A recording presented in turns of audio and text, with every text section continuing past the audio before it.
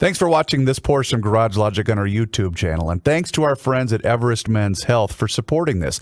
Go to everestmenshealth.com to see if their team can help you with stronger energy and better health. And catch the Garage Logic podcast wherever you listen to your favorite podcasts.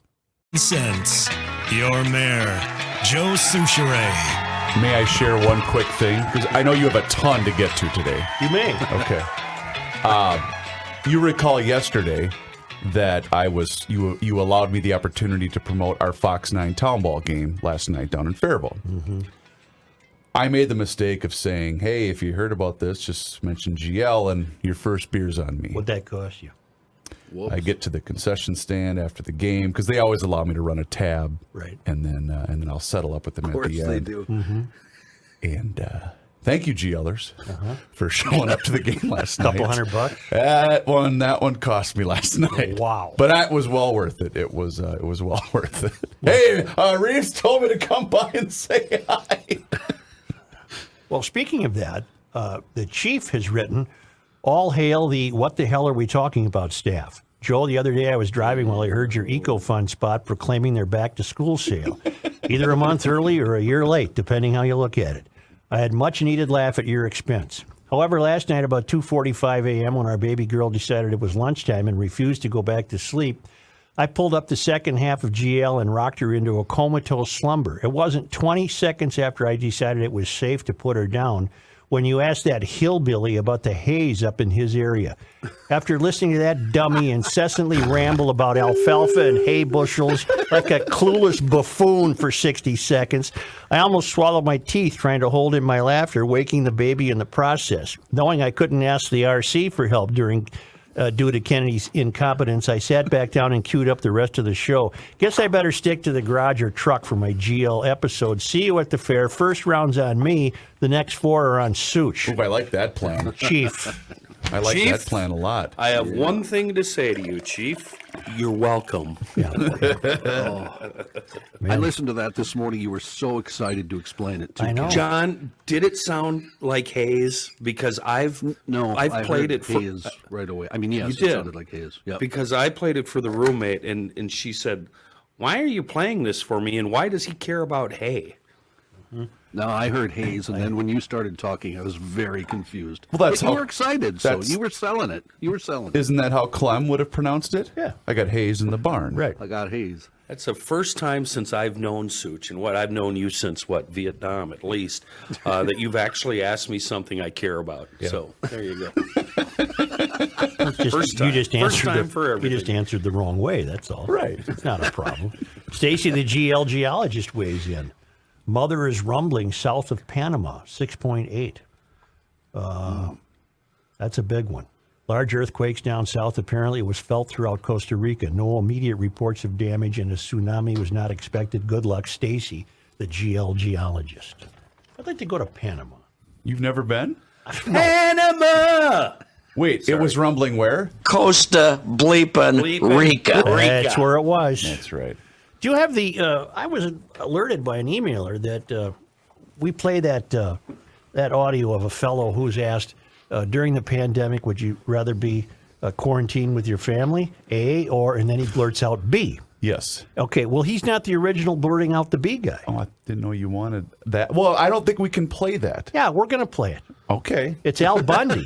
That's my point. It's copyrighted Oh, material. But, so what? But you know what? Some if the lawyers chick are just signed a listening, $60 million if contract. the lawyers are listening, this tab's on Joe, not on Reavers. This is Al Bundy. And this is loading on YouTube currently. This is picking a good Question 2. Who would you rather spend the night with? A, your wife, or B? B. See? So that wasn't new. The guy with the quarantine, that wasn't new. Were you guys fans of Married with Children? I don't think I ever watched it. I really wasn't. No. Couldn't stand it. Okay. B. It was a little ahead of my time. Mm-hmm. I remember seeing episodes, but it was a little ahead of my time. Mm-hmm. Well, that's fine. But that Katie, what's her name? The actress. Seagal. Katie Seagal. Seagal. An amazing actor. Very good. Steven Seagal. Katie Seagal. Got A it. Minneapolis City Council committee pushed forward on Wednesday with a measure that would give the voters power to replace the city police department. And you would be insane to do that, Minneapolis. The amendment proposed and submitted by the advocacy group Yes for Minneapolis calls for public safety to have a comprehensive public health approach, but does not explain what that means. Under the plan, the police department would be replaced in the charter with a public safety department, but doesn't outline how the department will work or be structured. I am persuaded this is not going to get better with another 2 weeks, said Councilmember Steve Fletcher. I'm persuaded that this language is a version of describing the intention of the petitioner and 20,000 people who signed the petition saying they want to create a significant change and that we should put it on the ballot. So I'm going to go ahead and move for approval of the language as is.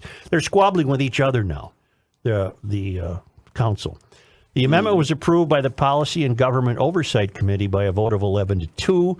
It will now be heard by the full council for a vote. If approved by the council, it will be included on the general election ballot in November. And I just find this preposterous because as we have come to understand since the death of George Floyd, we have really come to understand how horribly inadequate and incompetent those people are when it comes to running a city.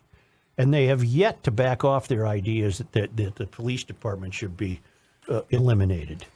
It's all over the Minneapolis Tribune today. In fact, it's the Play story, clash over Minneapolis ballot wording. And so you've got salon members throwing their purses at each other. They're really squabbling about this because they're worried that they're worried they could end up with language that would still result in having a police department. Right. That's what they're worried about. Right. They don't want an explanation on the ballot. Yeah, they don't want an explanation because they're worried that they wouldn't win. So they're going to throw gibberish on there so voters will go, wait, what? And if that Sheila Nazhad wins, it's over for Minneapolis because she's at the point where she says, can you believe I'm running against a guy who is actually in favor of police? Well, what did I read? There was a story. Oh, I just saw the headline. This is stupid. These people are stupid. And John's gonna be shocked by this, but I just read the headline. I didn't read the entire story. Yeah, shocking. But there was a new study. This is a story from Alpha News. A new study found that Minneapolis experienced the 5th highest increase in homicides in the entire nation between 2019 and 2021. We don't need cops. Well, what do we need those? What do we need them for? These are stupid, stupid people. They are really stupid. They're not trained in anything except activism. They're not competent. And they have their constituencies that think this is just great.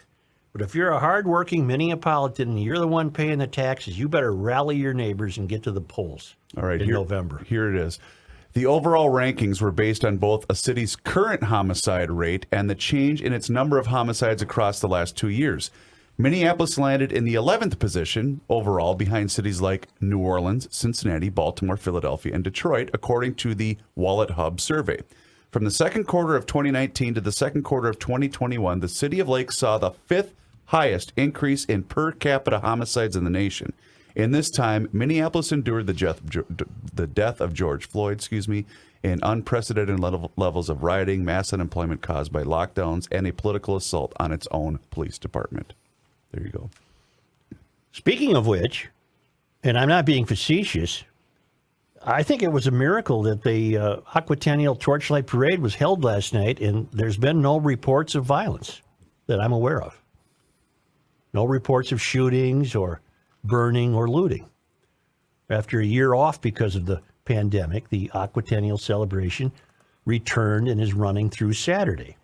It launched last night with the Torchlight Parade downtown, where Planet Spirit's Hosea Williams, there's a picture of him here, performed a series of flips along Nicollet Avenue. And then there's a picture of Miss Buffalo, Mackenzie Flading. Right, meaning right in the picture. She's the right one. Gotcha. And Buffalo Days princesses Wait, waved. did you just read the caption? I am, and I'm Right. right. She's over on the right there. Photo courtesy of AP. And then you got the Buffalo Days princesses. They waved to parade goers. And on Thursday, that's today, the Twin Cities River Rats water ski show Oh, that's cool. begins at 7 p.m. on the Mississippi River. Have you ever watched that, Joe? It's Yes. neat. That is a really cool. That's a spectacle. A schedule of events is available at www.aquatennial.com. So they're pulling it off, and that's great. I'm serious when I say I'm amazed. There was no violence that I'm aware of. Yeah, that's good. Yeah, it was a hot night. It was. In the old days, of course, the torchlight parade, they would wait till it was dark and then actually carry torches. Now, I don't believe they did that last night. This photograph of this fellow doing a flip and these princesses from Buffalo waving to people, that's all in the daylight. So maybe the torchlight parade was held last night at 7 p.m. to 9 p.m. Sure. And now you're in full light, even though there was haze from the barn. from the smoke over a distant fire. Or whatever I glanced ahead in this particular article that I just read from Joe. There is a quote in here that I think should be brought up. What? This is the increase in homicides in Minneapolis? Correct. So they found a woman by the name of Diane Burnholes, to quote in this story. She is a lecturer at the University of California, Los Angeles School of Law. She's also a former federal prosecutor. She had a different take on this particular story. Are you ready for this? Sure. She pointed out that many states instituted early release policies for prisoners in response to COVID-19, an idea that was recently criticized by the Minnesota police chief. Here we go. Quote, California, for example, granted early release to thousands of prisoners in an effort to slow the spread of the virus in the prison system, she told. Another approach undertaken by states was to reduce the number of incoming prisoners by granting diversion for lower-level crimes. Criminal trials were postponed for a time, resulting in the release of defendants due to statutory speedy trial requirements. Are you aware of the video we talked about a month ago of the fellow in I think it was a Target store in San Francisco? Yes. Who drove his bike in, Yep. stole all the stuff, and then rode the bike out. Now there's a new video of people walking into stores in San Francisco, walking and calmly stealing under $1,000 worth of stuff, because that's only a misdemeanor, and then walking out unchallenged. Yep. Armloads. I mean, Armloads. The one guy has a huge backpack on, and it's full of stuff. Well, I'm not gonna. It's only $900 worth of stuff, Joe. Well, it's just amazing because there's the expectations are just falling, aren't they? Well, think if you're a taxpayer in California and you see that, and I don't know if you know this, but taxes in California are a little high. I didn't know that. If you saw that quote, Yeah. I'm mad and I don't live in California. Right. Oh, it's incredible. What's happening is just incredible. But this is Positive Thursday, Oh, I'm sorry. isn't it? You're right. Huh? Aren't we trying to be upbeat? We got John Haidt in the house, and we got Kenny still combing Arby's cheese out of his beard up in the hinterlands, and we've got all kinds of neat stuff today, including again, I'll try to keep it brief. A John Thompson update. Oh. We have. I think people are tired of John Thompson. I know I am. But it's the biggest news story in the state of Minnesota right It's a now. shame when a person of that stature, which was given to him by virtue of being in the legislature, is such a lout, because it sets such a bad example to young people who might be looking at him. Are you considering changing where you work, given the current conditions Hell of yes. this culture? Yeah. Well, you come on down.